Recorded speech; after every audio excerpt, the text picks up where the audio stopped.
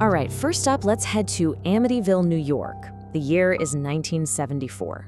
And you gotta understand, before anyone even whispered the word haunting, 112 Ocean Avenue was the scene of something truly horrific. And it was all too real.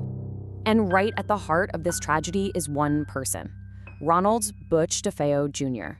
He's 23 years old at the time, the oldest of the DeFeo kids. And after one single terrible night, he'd be the only one left. I mean, the scale of this crime, it's just staggering. You're talking about 6 people. His mom, his dad, his 2 brothers, and his 2 sisters, all of them shot and killed while they were asleep. And get this, every single one of them was found face down in their bed. An entire family just gone in one night. Okay, so here's how it went down. The murders themselves, they happened in the dead of night. We're talking around 3 a.m. on November 13th. And then, for the next 15 hours, just silence. It's not until 6:30 that evening that Butch DeFeo suddenly bursts into a local bar yelling, "I think my mother and father are shot." But, his story just didn't add up. Under questioning, it fell apart pretty fast. And by the very next day, he confessed the whole thing. And what he told detectives? It's just chilling. He said, and this is a direct quote, "Once I started, I just couldn't stop. It went so fast." Those are his words, his own description of murdering his entire family. But here's where things get even murkier. After he was convicted, his story just completely started to unravel. First, at the trial, his defense was insanity. But then, years later, he's like, "Actually, it was my sister Dawn who did it." Then that story changed again. He said he only killed Dawn and it was an accident. And by 2000, the story had totally morphed. Now he's claiming he, his sister, and 2 friends all did it together. So you've got all these different versions. It just makes the real motive a complete mystery, even today. Okay, so let's shift gears. Case file number 2. We're winding the clock back a bit to 1970, and we're heading over to Harrisville, Rhode Island. Now, this is the story that inspired The Conjuring. And right away, you'll see a huge difference. This story doesn't start with police reports or court records. It starts with a family's own terrifying personal account.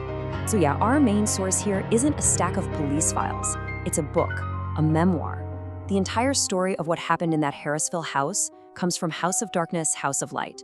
And it was written by Andrea Perrin. She was the oldest of the 5 daughters who actually lived through all of it. And it all starts out like the perfect American dream. In 1970, the Perrin family finds this beautiful, sprawling farmhouse in Rhode Island, the Arnold Estate.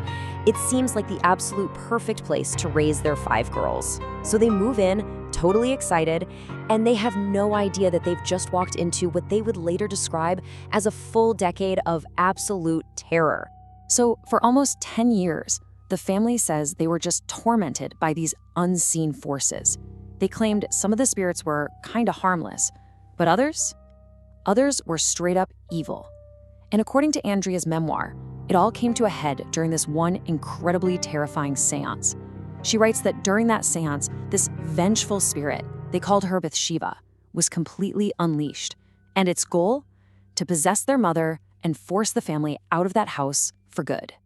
Okay, so let's recap. We've got 2 houses, 2 supposed hauntings, and 2 massive horror movies. But the stories they're built on, they could not be more different. One story is rooted in a public, documented tragedy. The other is a deeply private, personal testimony from a family. So let's really break down what that means. All right, this chart really lays it all out. This is the absolute core difference between these 2 stories. You look at the Amityville case and it's built on a solid foundation of things we can check. Police records, court transcripts.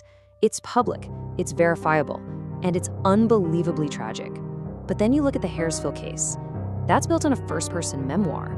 It's private, it's personal, and at the end of the day, it's a testimony of supernatural events that's just impossible to prove. And really, that's the bottom line here. One legend literally starts with a blood-stained police file, a real crime you can research. The other begins with a family story of things that go bump in the night. It's something they deeply felt, for sure, but it's a testimony that we can't verify. So that leads to the big question, right? Why? Why do both of these stories, which come from such different places, have such a powerful grip on us? Why do they still scare us so much? Well, a huge part of the answer is, you guessed it, Hollywood. Think about it. The very real, documented horror of the DeFeo murders was the perfect, gruesome jumping-off point for a ghost story. And on the other side, the Perron family's detailed, terrifying testimony, that was basically a ready-made script for a classic haunted house movie. So filmmakers took these two completely different things, a real-world crime and a personal supernatural story, and they blended them into the exact same type of movie, the based on a true story horror flick. So at the end of the day, it almost doesn't matter if the nightmare starts with a bang or a whisper in the dark. That line between a documented tragedy and terrifying folklore, it can get really, really blurry. And it kind of leaves you with this one final unsettling question. In stories like these, where does the real-life horror actually end, and where does the ghost story begin?